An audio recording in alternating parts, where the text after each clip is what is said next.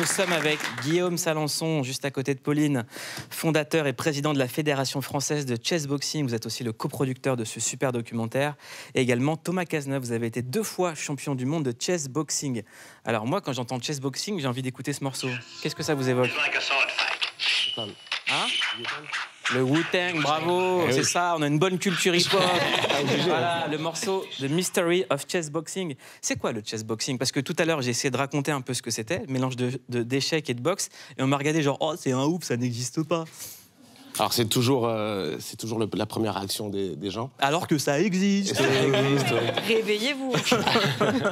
C'est un sport qui a été inventé par Enki Bilal en 1992 dans une BD, Froid Équateur, et qui a été créé en 2003 par un artiste néerlandais, Jeppe Rubing, qui a créé les règles comme une performance artistique et a réalisé le premier combat.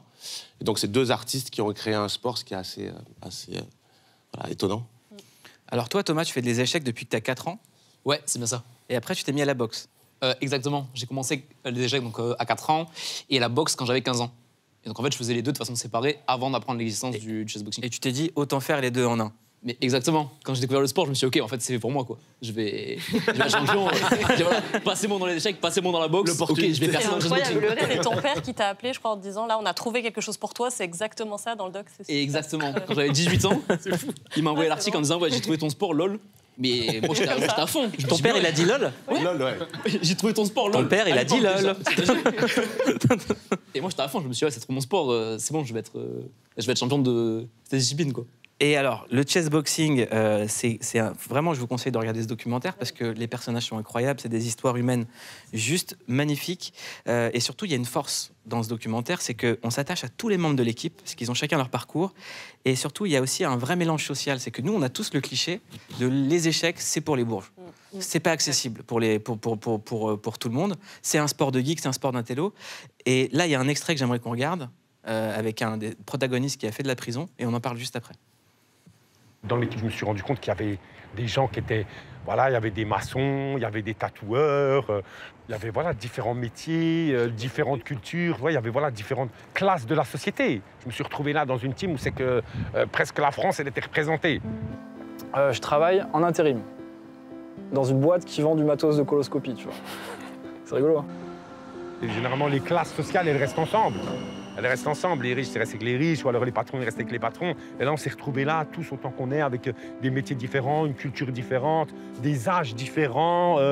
Et donc, ça nous a permis aussi de venir et de se connaître et de s'apprécier, et tout en sachant qu'on délaissait tout ce qu'on avait de différent. Encore une fois, ça casse les préjugés. C'est qu'en réalité, qu'est-ce qu'il faut pour jouer aux échecs? Qu'est-ce qu'il faut comme moyen? Bon, enfin, pas grand-chose. Il faut être passionné. Et puis, il faut avoir quelqu'un qui puisse nous initier. C'est surtout ça le déclic, je pense, pour les échecs. Mais après, ce qui est intéressant dans ce sport, moi, c'est ce que j'ai ressenti en étant avec toute l'équipe, c'est que ça fait se rencontrer des gens qui n'auraient jamais dû se rencontrer. Et c'est ça qui est vraiment intéressant. Et au final, ce documentaire, c'est un prétexte. Le chessboxing est un prétexte pour raconter cette aventure humaine. Il y a un truc qui est très émouvant aussi, c'est qu'on a l'impression dans ce doc d'assister, comme vous, à toutes vos premières fois, parce que cette discipline n'existait pas. Donc on arrive avec vous à Antalya, en Turquie, et vous avez un très beau discours que j'ai trouvé très émouvant. Très sympa, les Turcs. Là, c'était un peu compliqué, mais ça s'est arrangé finalement. En général, hein, je ne fais pas de... Et vous avez un très beau discours, vous dites, c'est un peu nouveau pour nous tous, mais on va représenter la France. Et ça, c'est très émouvant, parce que tout le monde semble prendre la mesure de ce que ça veut dire, et c'est un beau moment du doc. Il faut bien se tenir. Il faut bien se tenir avec ce que ça implique. C'était très important pour nous de représenter la France, de donner une bonne image. Mais en fait, quand on a rencontré tous nos concurrents, mais qui sont devenus nos amis, on s'est rendu compte qu'on était tous... le chessboxing, en fait, permet de nous unir, en fait, et nous permet de nous comprendre. Donc, ça a été, en fait... ça s'est très bien passé. Et surtout, il faut le rappeler le palmarès parce que vous êtes humble. Au championnat du monde à Antalya en Turquie, vous avez remporté 7 médailles d'or, 2 médailles d'argent, 1 médaille de bronze et le trophée collectif à la Coupe de la meilleure nation. Ouais, bravo.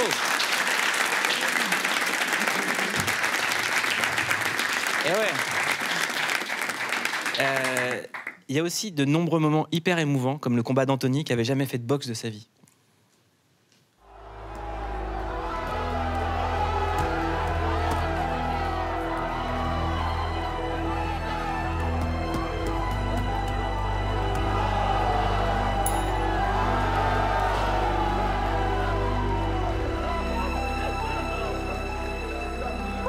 fort. Qu'est-ce qu'il est fort.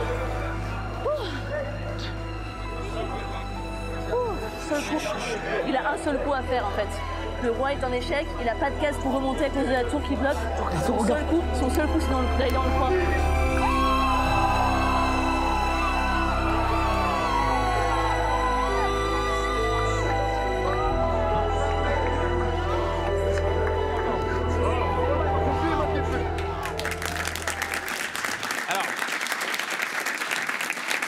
Je vous conseille vraiment de voir ce doc parce que c'est ultra émouvant. C'est samedi soir sur Canal à 23h31. Pas 30, pas 32, 31. Donc mettez votre réveil.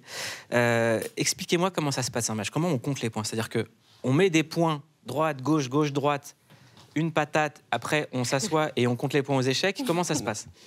En fait, ouais, ça reprend les règles des échecs et les règles de la boxe. C'est-à-dire qu'on commence toujours par les échecs, donc 3 minutes. Et en fait, s'il n'y a pas eu d'échecs et maths à l'issue des 3 minutes, on bascule sur un round de boxe anglaise. Et pareil, on continue. S'il n'y a pas eu de KO au bout des 3 rounds de boxe, enfin au bout des 3 minutes, on retourne sur l'échiquier et on continue. Et en fait, donc on alterne à chaque fois donc échec et boxe. Et il n'y a pas vraiment de décision comme en boxe où ça peut être voilà à l'appréciation des juges par exemple. Là, chessboxing, c'est vraiment soit KO, soit échec et maths. Et ça aussi qui rend le sport aussi un petit peu plus, je trouve, spectaculaire. Il y a de l'enjeu. Ouais. Et ce qui est intéressant, ce qui est intéressant, c'est aussi que en boxe, quand on est dominé, on perd. Aux échecs, quand on est dominé, on perd. Et là, en chessboxing, on peut toujours renverser. Donc il y a toujours un suspense qui est. C'est-à-dire qu'on peut se faire dégommer la tête et quand même gagner aux échecs. Ouais, exactement. Waouh. Et ce qui est impressionnant, c'est qu'on a Cyril tendance à Gann aurait penser... pu gagner au chessboxing. Non? Faut qu'il tienne un minimum. Pas sûr. Mais effectivement, faut qu'il tienne un minimum. Et qu'est-ce que Il vous faut être écoutez, là super rapide parce que toi, ça m'a impressionné. Tu as été extrêmement rapide. On a tendance à penser qu'à la boxe, on doit être très très rapide. Et en fait, toi, c'est aux échecs. Tu fais tes coups en millisecondes, quoi. Ouais, je joue assez vite, ouais. Bon, rien à voir avec Je joue 2 coups par seconde. la légende qu'il y avait à côté.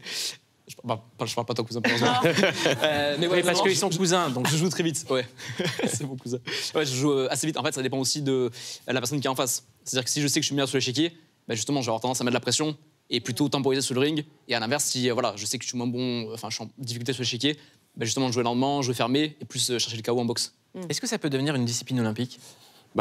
Clairement, en fait, quand j'ai rencontré Enki Bilal, donc le créateur, la première fois que je l'ai rencontré, moi, dans ma tête, je pense que ça a tous les atouts pour être discipline olympique. Et la première fois que je l'ai rencontré, il m'a dit, il faut qu'on aille au JO. Et je me suis dit, peut-être je suis pas le seul à penser ça, il y croit très sérieusement aussi. Donc on est, bien sûr, il y a un boulot dingue pour ça, mais on penserait que ça Après, moi, j'ai déjà mon petit dossier bobsleigh Uno, donc j'aimerais quand même qu'il passe. Si on peut d'abord passer le dossier avant le jour, ça m'arrangerait quand même pas mal. Tu passes une BD, Frédéric. Et ça consiste en quoi? Genre, tu descends une piste de bobsleigh? Ouais, bobsleigh, d'abord, bobsleigh. On lâche l'écart, plus bobsleigh, bon voilà. De très grandes pistes. De très grandes pistes, ouais, de très grandes pistes. Ouais. Et puis des gants pour le Uno, les enlever, retirer. Ouais, c'est galère, faut... Grosse équipe. Grosse équipe, ouais. Si vous avez besoin ça va d'un être bien. président pour la Fédé, moi je suis là. Très bien. C'est quoi le plus beau moment que vous ayez vécu dans le chessboxing? Alors moi, personnellement, c'est les championnats du monde. Là, de revoir les images d'Anto, nous, ça nous bouleverse parce que c'est on a suivi vous verrez dans le film, mais on a suivi tout leur parcours, tout leur entraînement. Anto, il faut savoir qu'il était vraiment en surpoids. Il a perdu 40 kilos en 8 mois. Machallah. Et non, c'était incroyable la transformation. Et c'est aussi pour ça que c'est pas vraiment rigolo. Moi, je l'admire et ces mecs-là, voilà, sont devenus des modèles pour nous, quoi. C'est un modèle pour moi, je peux vous le dire. Ouais. Si tu veux, hein. Ouais, je le respecte. Thomas est là pour je respecte. Pauline, les femmes ont également droit de citer dans le chessboxing. Il y a une fille dans l'équipe, elle s'appelle Lara, et c'est dans sa famille, on joue aux échecs depuis très longtemps, et je voulais quand même vous la présenter. Lara vient d'intégrer l'équipe. Elle a découvert le chessboxing à Londres, où elle s'entraîne dans son coin depuis plusieurs mois. Ma famille est une famille de joueurs d'échecs. Ma mère a été championne nationale d'Allemagne, mon père a été champion national de Roumanie et ma petite sœur a été championne nationale, elle a été championne junior française. Et donc voilà, tout le reste de ma famille a été champion donc, de France, champion national. Et moi j'ai été que vice-championne de France et donc je suis presque le vilain petit canard de ma famille.